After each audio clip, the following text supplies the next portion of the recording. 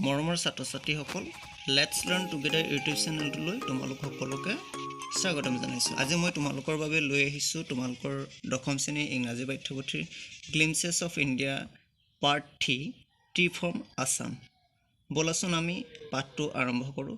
এই পাঠটোত প্ৰাঞ্জল আৰু ৰাজবীৰ দুটা ল'ৰাৰ মাজত কনভাৰচেশ্যন এটা দিছে। তেওঁলোক গৰম বন্ধত প্ৰাঞ্জলৰ ঘৰ হৈছে অসমতে আৰু ৰাজবীৰ সি দিল্লীত থাকে।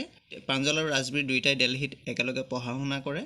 গতিকে প্ৰাঞ্জলৰ ঘৰলৈ ৰাজবীৰক ইনভাইট কৰিছে গৰম বন্ধত আৰু ট্ৰেইনত আহোঁতে সিহঁতৰ মাজত যি কনভাৰচেশ্যন হৈছিলে সেই কনভাৰচেশ্যনখিনিকে পাঠটোত তুলি দিয়া হৈছে।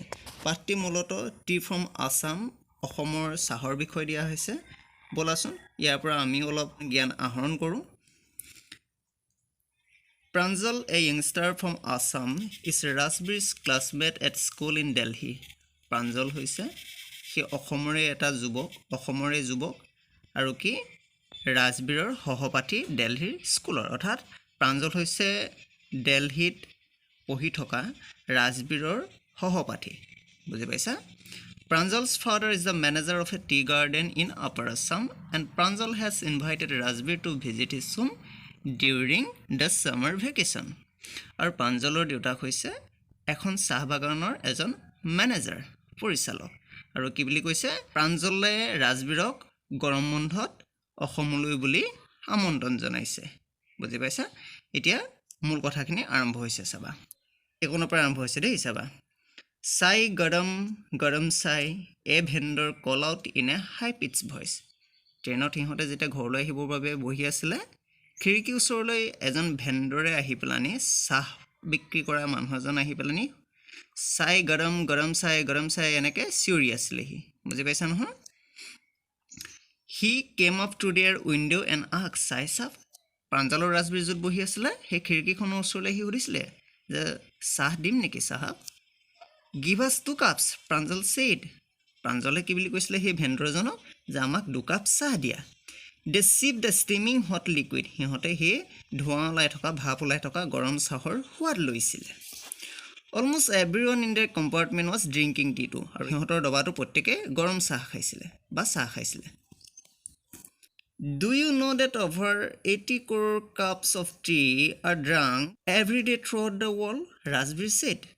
ৰাজবীৰে কৈছিলে যে তুমি জানানে যে সমগ্ৰ বিশ্বত প্ৰতিদিনে 80 কোটি কাপ চাহ খোৱা হয়। Whew exclaimed Pranjal.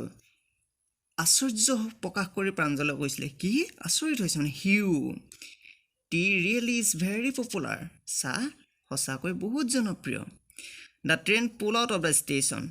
আৰু সিহঁতে তেতিয়ালৈকে কিন্তু ষ্টেচনতে আছিলে, এতিয়াহে ট্ৰেইনখনে ষ্টেচন এৰিছিলে। Pranjal buried his nose in his detective book again. Rajbir too was an ardent fan of detective stories, but at the moment he was keener on looking at the beautiful scenery. ৰাজবীৰো কি detective কিতাপ পঢ়ি ভাল পায়, কিন্তু সেই মুহূৰ্তত সি কি কৰিছিলে, এই বাহিৰৰ যি চিনাৰী আছিলে, দৃশ্য আছিলে, সেইবিলাক চাই অহাতহে সি ব্যস্ত আছিলে। It was green everywhere. যিপিনে দেখিছে চাৰিওফালে কেৱল সকলোতে সেউজীয়া দৃশ্য দেখিছে। ৰাজবীৰ হেড নেভাৰ চিন ছ' মাছ গ্ৰীনাৰী বিফৰ। ৰাজবীৰে এনেকুৱা সেউজ দৃশ্য আৰু আগতে কেতিয়াও দেখা নাছিলে, কাৰণ দিল্লীত এনেকুৱা সেউজ দৃশ্য দেখিবলৈ নাপায় নহয়। Then the soft green paddy fields gave way to tea bushes. তাৰপিছত কি দেখিছিলে যে কিছুমান শস্য পথাৰ দেখিছিলে আৰু কিছুমান সি চাহ গছ দেখিছিলে দেই।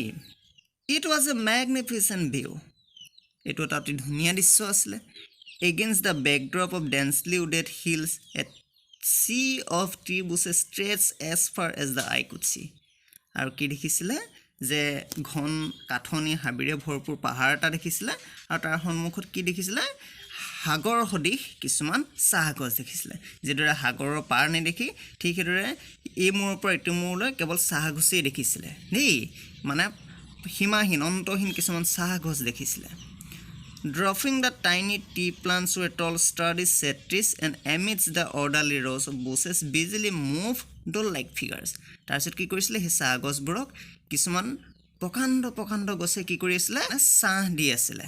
বুজি পাইছা নহয় চাহ গছবিলাকৰ মাজত তোমালোকে ইয়াত দেখিছা নহয় তেনেদৰে ওখ গছবিলাকে সেই চাহ গছবোৰক ছাঁ প্ৰদান কৰি আছিলে আৰু ইয়াত ডল লাইক ফিগাৰ্ছ বুলি কাক কৈছে এই মহিলাসকল দেখিছা নহয় যিবিলাকে যে চাহ বাগানত চাহপাত তুলি থাকে বুজি পাইছে এইকণলৈকে In the distance was an ugly building with smoke billowing out of tall chimneys.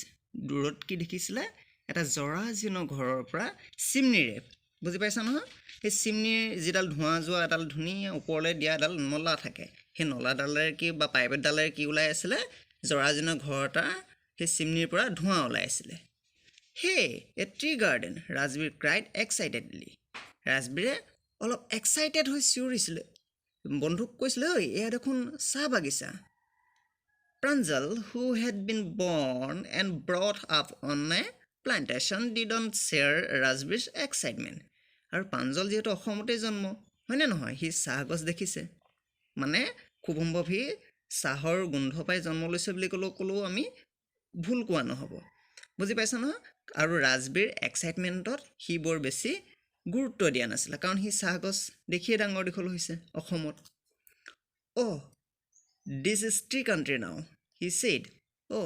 আমি এতিয়া চাহৰ দেশতে সোমাইছোহি মানে কি অসমত যথেষ্ট প্ৰচুৰ পৰিমাণে চাহ উৎপন্ন হয় Assam has the largest concentration of plantation in the world.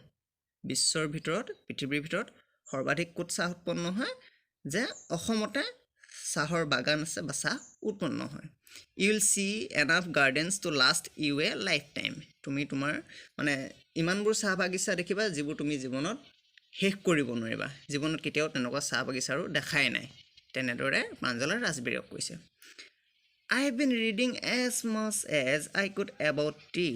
Rajbir said ৰাজবীৰে কৈছে যে মই মোৰ নলেজ কিছুমান ক'ৰ পৰা পাইছোঁ বুলি কৈছে যে চাহৰ বিষয়ে কিছুমান নলেজ মই কিতাপৰ পৰাহে আহৰণ কৰিছোঁ বুলি কৈছে চাহৰ বিষয়ে মই যিখিনি কথা জানো সেইবোৰ মই কিতাপৰ পৰা আয়ত্ত কৰিছোঁ বুলি কৈছে No one really knows who discovered tea, but there are many legends. কি বুলি কৈছে যে কোনেও প্ৰকৃততে নাজানে যে চাহ কেনেকৈ আৱিষ্কাৰ হৈছিলে There are many legends. কেইবাটাও কাহিনী আছে বুলি কৈছে ষ্টৰী আছে বুলি কৈছে What legends?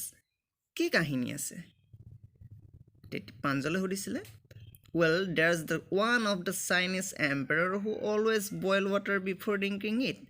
কি বুলি কৈছিলে যে এটা চাইনিজ লেজেণ্ড আছিলে এটা চীনা দেশীয় এটা ৰূপকথা আছিলে বা কাহিনী এটা আছিলে কি যে এবাৰ চীনা সম্ৰাট এজনে কি কৰিছিলে যে পানী খোৱাৰ আগতে তেওঁ সদায় বইল কৰি খাইছিলে মানে উতলাই খাইছিলে One day, a few leaves of the twigs burning under the pot fell into the water, giving it a delicious flavor.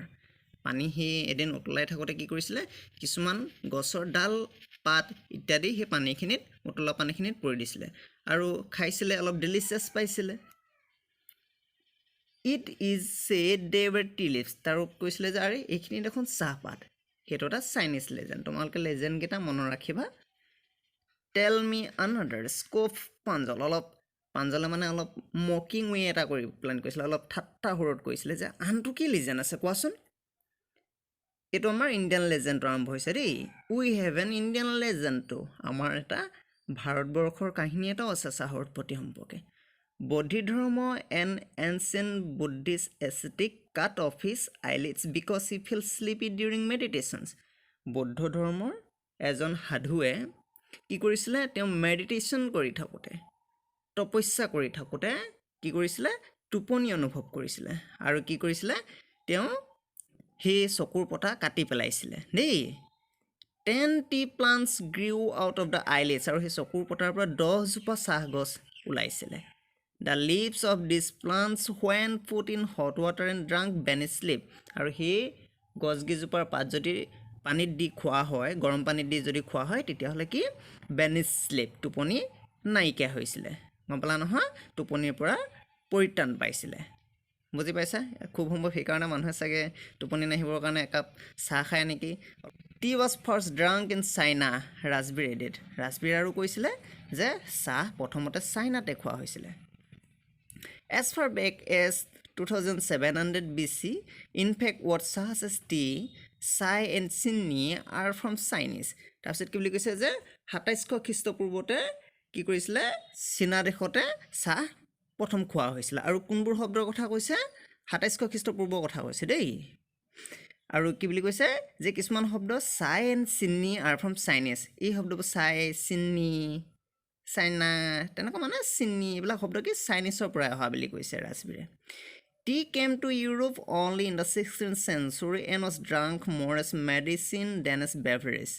আৰু কি ইউৰোপলৈ কেতিয়া আহিছিল 1600 শতিকাত আহিছিল আৰু তাক কি মেডিচিন হিচাপেহে খোৱা হৈছিল বেভাৰেজ হিচাপে খোৱাতকৈ গম পালা নহয় বেভাৰেজ মিন্স পানীৰ বাদে যিবোৰ বেভাৰেজ হিচাপে যিবোৰ যে লিকুইড খোৱা হয় সেইবিলাকৰ কথা কৈছে গতিকে মেডিচিন হিচাপে ইউৰোপত প্ৰথম চাহ সেৱন কৰা হৈছিল The train clattered into Mariani Junction.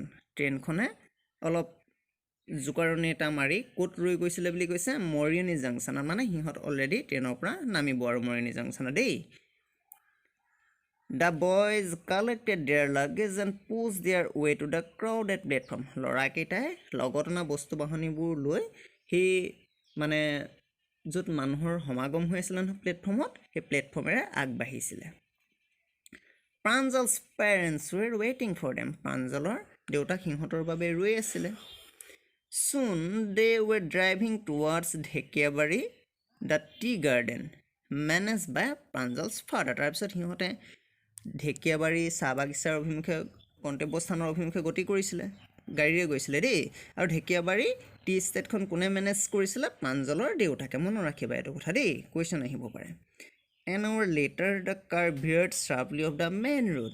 আৰু এঘণ্টামানৰ পিছত মেইন ৰোডৰ পৰা গাড়ীখন অন্য এটা দিশে গৈছিলে They crossed a cattle bridge and entered Dhekiabari tea estate. আৰু সিহঁতে এখন কেটেল ব্ৰিজ পাৰ হৈ পেলাই ক'ত সোমাইছিলে সিহঁতে ঢেকিয়াবাৰী চাহ বাগিচাত সোমাইছিলে সেইপিনে সিহঁতে গতি কৰিছিলে On both sides of the gravel road were acre upon acre of tea bushes, all neatly prone to the same height.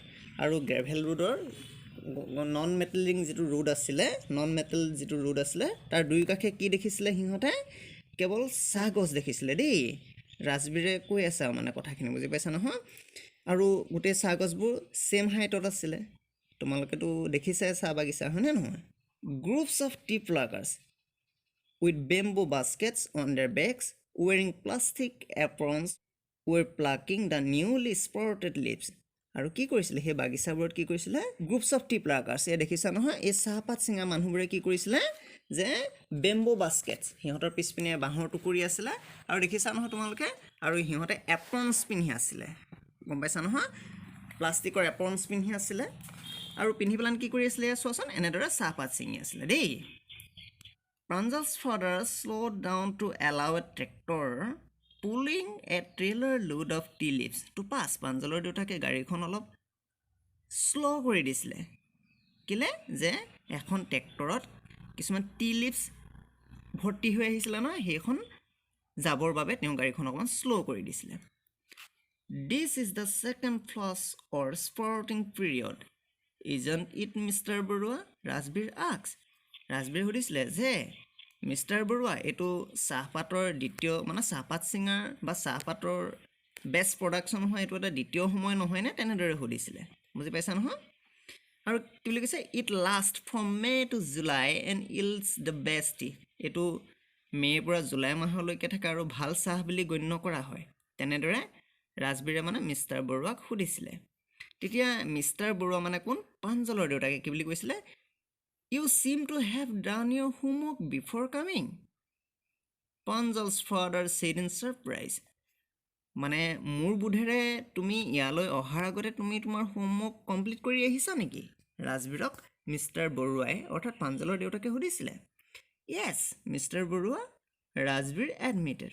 Rajbir কি বুলি কৈছিলে হয় mister Barua But I hope to learn much more while I'm here. যে হয় mister Barua মই আশা কৰোঁ মই ইয়াত থাকি আৰু অলপ মই মোৰ নলেজ গেইন কৰিব পাৰিম আৰু অলপ কথা চাহৰ বিষয়ে শিকিব পাৰিম এনেদৰে কৈছিলে বুজি পাইছা মৰমৰ ছাত্ৰ ছাত্ৰীসকল পাঠটোৰ বিষয়ে মূল কথাখিনি ইমানে যদি তোমালোকে কিবা নুবুজা আছে কমেণ্ট কৰিবা বুজি পাইছা আৰু ভিডিঅ'টো তোমালোকে লগৰ ষ্টুডেণ্টবোৰৰ মাজতো শ্বেয়াৰ কৰি দিবা থেংক ইউ